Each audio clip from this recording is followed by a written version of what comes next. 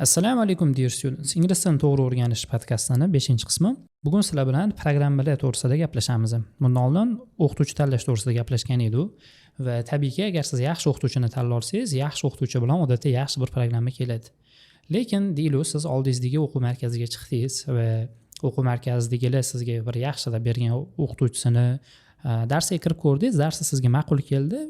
O'qituvchida qolasizmi yo'qmi, bunisini o'zi aniqlashga yordam beradigan yana bitta faktor bu o'sha o'qituvchini o'tadigan programmasi.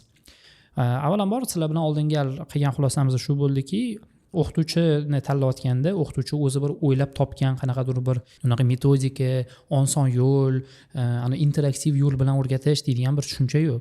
Bitta narsani bilinglar, til o'rganish mehnat talab qiladi. Bo'ldi, siz mehnat qilasiz, bu yerdan Alloh natijasini beradi. Shu narsani qabul qilishingiz kerak. Ya'ni oson yo'l balo-battar degan bir reklamalarga uchmaymiz. Xo'p. O'qituvchini endi programmasiga keladigan bo'lsak, bitta narsani bilishingiz kerakki, o'zi til programmasini yoki любой bitta bir fanni dasturini metodistlar tuzadi. Bizning hozir holatda shunaqa bo'lib qolganki, o'qituvchilarni o'zidan o'zi metodist yasab olib, o'zini qanaqadir bir allambalo programmasini o'ylab topyapti. Ya'ni o'qituvchilarning qilayotgan ishi u kitobdan, bu kitobdan qo'shib o'zligisini bir programmaligisini yasab, shu programma bo'yicha o'tishyapti. Ba'zi bir holatlarda bu ish berishi mumkin, lekin hamisha ham emas. Bitta narsani bilishingiz kerakki, o'qituvchilik, imенно o'sha teaching boshqa, metodistlik bu вообще boshqa yo'nalishlar. Boshqa yo'nalishlar. Metodistligi alohida o'qiladi. Metodistlik alohida fan, alohida ilm bu. Shu narsani biz tushunishimiz kerak-da.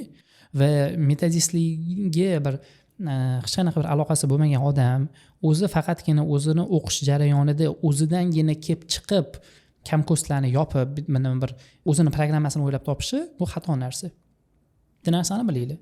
Mana bizani o'zimiz ham o'zimizni programmadan o'tamiz. Lekin biz o'zimizni programmada o'tganda bizda bitta asosiy kitobimiz bor. Qolgan qo'shimchalarni o'sha asosiy kitobimizga qarab qilamiz. Ya'ni bu yerda biz o'zimizni noldan programma o'ylab topayotganimiz yo'q. Biz o'zimizni programma deb nomlashimizni asosiy kitobni biz ko'rganmiz. Asosiy kitobimiz misol uchun mana akademiyada Headway'dan foydalanamiz. Men o'zim kurslarimda New English File'dan foydalanaman-da va bu kitoblar zo'r kitoblar. Bu kitoblar sizga listening, reading, writing, speaking noldan o'rgatadi. Lekin shunga qaramasdan ozgina bir oqsiladigan joylarida biz o'zimizdan ozgina qo'shimcha qo'shamiz. Tushuntira olamani? Mana shu narsaga e'tibor berishingiz kerakki, qaysidir bitta kitob bo'ladi, o'sha kitobga keyin yoriniga qo'shimcha qilinadi. Endi kitoblarning o'ziga keladigan bo'lsak, kitoblar har xil turga bo'linadi. Ba'zi bir kitoblar bor, bu umumiy holatda sizlarga shunchadan men aytib keladigan general English o'rgatadigan kitoblar. Ya'ni bu kitoblar sizga noldan turib, acha-acha qilib gapirish, elementarniy narsalarni eshitib tushunish, elementarniy narsalarni o'qib tushunish, elementarniy bir fikrlarni yozib ifodalashni o'rgatadigan kitoblar. Ba'zi kitoblar bor, qizil morfiyaga, ko'k morfiyaga, bonkga o'xshaydigan. Ularning maqsadi faqatgina sizda grammatikani rivojlantirish. Sizga faqatgina grammatikani o'rgatadi. Ba'zi bir kitoblar bor, misol uchun essential words bilamiz, faqatgina lug'at uchun mo'ljallangan. Ya'ni sizning lug'at boyligingizni oshirish uchun mo'ljallangan. Endi o'quvchilar bir xil aytadi, mana men o'zim mustaqil shug'ullanaman deydi va mustaqil shug'ullanayotganda o'zi uchun qanaqadir programma qilmoqchi bo'ladi. Misol uchun deylik, o'sha grammatikasini yaxshilash uchun bitta kitobdan, lug'ati uchun bitta kitobdan, reading uchun boshqa kitob, listening uchun boshqa kitob deydi. Men buni tarafdor emasman. Buni sabab shundaki, tilda, aynan misol uchun ingliz tilida darajani tushunchasi bir standartga ega emas. Bu bilan aytmoqchimanki, misol uchun ba'zi bir kitoblarda beginnerda beriladigan mavzu, ba'zi bir kitoblarda elementaryda beriladi. Va bu normal holat. Sizlar buni bordek qabul qilishingiz kerak. Chunki o'rtacha bir taxminiy bir darajani tushunchasi bor, lekin aniq, misol uchun men bu zamonni bilsa, o'quvchi men bu darajani grammatikasida deydigan bir tushuncha yo'q. Shu narsani inobatga olishingiz kerak. Va aynan shu logikadan kelib chiqib shuni xulosa qilamizki, siz misol uchun mana boshlang'ich o'quvchi bo'lsangiz, siz boshlang'ichlarni readingini, boshlang'ichlarni writingini, boshlang'ichlarni speakingini, grammatikasini, so'z boyligini har xil kitobdan oladigan bo'lsangiz, u bir-biriga mos kelmaydi bular.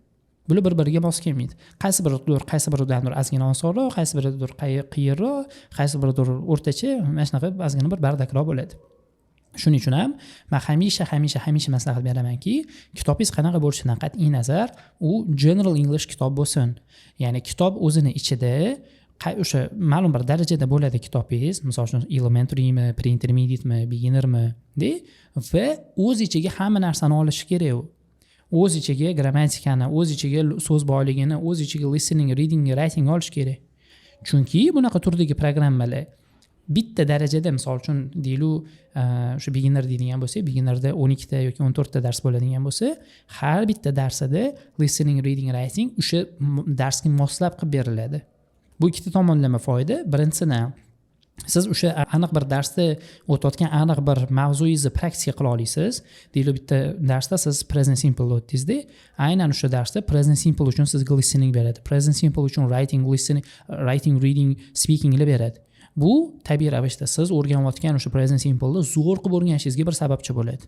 Va ikkinchi sababi, bunaqa kitoblarda mavzularni ketma-ketligi zo'r berilgan bo'ladi. Ya'ni sizga bitta mavzuni o'tadi, keyin dars boshqa mavzuni o'tadi-da, uchinchi darsida birinchi bilan ikkinchi mavzuni davay bir-biri bilan solishtirganda bir-biri bilan kombinatsiyasini qilib beradiki, siz mavzuni yaxshiroq eslab qolishingiz uchun, mavzularda adashib ketmasligingiz uchun. Biz mana hozir ko'radigan narsalarimizni o'quvchilar quruq og'izda men deydi 12 ta zamonni bilaman deydi, lekin ishlata olmayman deydi. Unaqa bo'lishi mumkin emas. Biladigan odam ishlata olmasligi mumkin emas. O'quvchilarning muammosi shundaki, ular bugun bitta zamon o'rganadi, ertaga ikkinchisini, indinga uchinchisini, undan keyin to'rtinchisini, beshinchisini qilib ketishadi-da, bir-biri bilan farqini ishlashmaydi mollar. Tabiiy ravishda bir-biri bilan farqini ko'rmagandan keyin hammasida o'sha o'quvchida bir bardak bo'lib, miyasida ozgina shunaqa bir mes bo'lib qoladi. Shuning uchun hurmatli o'quvchilar, kitob tanlayotganingizda General English kitoblarga e'tibor berganinglarni ma'qul deb bilaman. Va misol uchun o'sha o'qituvchilar agar o'zi programma tuzgan bo'lsa, qiziqinglar. Asosiy kitob bormi? Ha, asosiy kitobimiz misol uchun Murphy grammatika kitob. Bunga qo'shimcha kitoblarni listening uchun mana reading uchun mana ishlatamiz desa, men buni kursni maslahat bermagan bo'lardim.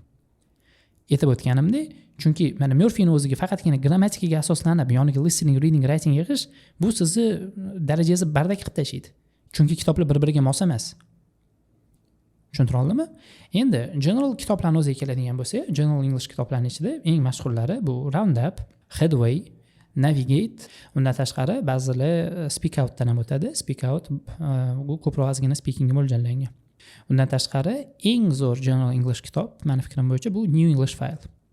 New English File'ni men bir-birini tanimaydigan, umuman bir-biri bilan yiroq bo'lgan zo'r o'qituvchilar bilan gaplashib mashg'ulotga kelganmanki, unisi ham New English File deyapti, bunisi ham New English File deyapti, bunisi ham New English File deyapti, mana shunaqa. Undan tashqari Empower degan kitob bor. Empower ham yaxshi kitob. Bugungi podkastimizni shu. Foydali topgan bo'lsanglar like, fikringizni bildiringlar, kommentlar va o'zingizlarni ehtiyot qiling. Keyingi videoda ko'rishgungacha.